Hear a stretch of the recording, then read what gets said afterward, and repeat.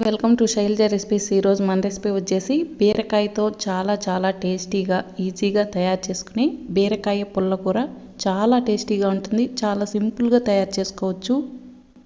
ఎలా తయారు చేసుకోవాలో తయారీ విధానం చూద్దాం. బీరకాయ పుల్లకూర తయారు చేయడానికి 1/2 కిలో బీరకాయలు తీసుకున్నాను. వీటిని లైట్గా పై తొక్క తీసేసి చిన్న పీసెస్గా కట్ చేసుకోవాలి. స్టవ్ పైన కడాయి పెట్టుకుని 5 టేబుల్ స్పూన్ల ఆయిల్ వేసుకోవాలి. 5 లేక 6 ఎండుమిర్చిని తీసుకుని ముక్కలుగా చేసి వేసుకోవాలి. 2 ఉల్లిపాయలు తీసుకుని పెద్ద సైజు ముక్కలుగా వేసుకుని 5-6 వెల్లుల్లి రెబ్బలు వేసుకుని వీటన్నిటిని దోరగా వేయించుకోవాలి. 1 స్పూన్ ధనియాలు వేసుకుంటున్నాను. ధనియాల ఫ్లేవర్ వల్ల పుల్లకూర చాలా టేస్టీగా ఉంటుంది. వీటన్నిటిని బాగా ఫ్రై చేసుకోవాలి. ఇలా బాగా ఉల్లిపాయలు వేగిన తర్వాత ఇందులో మనం కట్ చేసి పెట్టుకున్న బీరకాయ ముక్కలు కూడా వేసుకోండి. బీరకాయ ముక్కల్లోనే మనం తయారు చేసే పుల్లకూరకి ఎంత సాల్ట్ అయితే సరిపోతుందో అంత సాల్ట్ను కూడా వేసుకోండి. ఇందులో 1/2 స్పూన్ పసుపు వేసుకుంటున్నాను.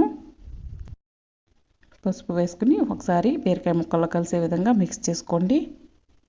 బీరకాయ ముక్కలు సగం ఉడికిన తర్వాత 2 టమాటాలను తీసుకుని చిన్న ముక్కలు కట్ చేసి వేసుకోండి. బీరకాయ ముక్కలు టమాటో ముక్కల్ని బాగా ఉడికించుకోవాలి. బీరకాయ ముక్కలు టమాటో ముక్కలు ఇలా బాగా మెత్తగా ఉడికించుకోవాలి. ఇలా బాగా మెత్తగా ఉడికిన తర్వాత ఇందులో 1 టమోటా సైజ్ అంతా చింతపండును వేసుకుంటున్నాను. చింతపండు వేసుకుని ఒకసారి గరిటెతో బాగా మిక్స్ చేసుకోండి. ఇందులోనే 1/2 స్పూన్ ధనియాల పౌడర్ వేసుకుంటున్నాను. ధనియాల పౌడర్ వేసుకుని ఒకసారి గరిటెతో బాగా మిక్స్ చేసుకోండి. ఇందులో 1 చిన్న గ్లాస్ వాటర్ వేసుకుంటున్నాను. వాటర్ వేసుకున్న తర్వాత స్టవ్ని మీడియం ఫ్లేమ్లో పెట్టుకుని మూత పెట్టేసి 4-5 నిమిషాలు ఉడికించుకోండి. 4 నిమిషాల తర్వాత మూత తీసేసి స్టవ్ ఆఫ్ చేసుకోండి. పప్పు గుత్తితో మెత్తగా చేసుకోవాలి. చాలా టేస్టీగా ఉండే బీరకాయ పుల్లకూరని తప్పకుండా తయారు చేసుకోండి. టేస్ట్ అయితే చాలా బాగుంటుంది.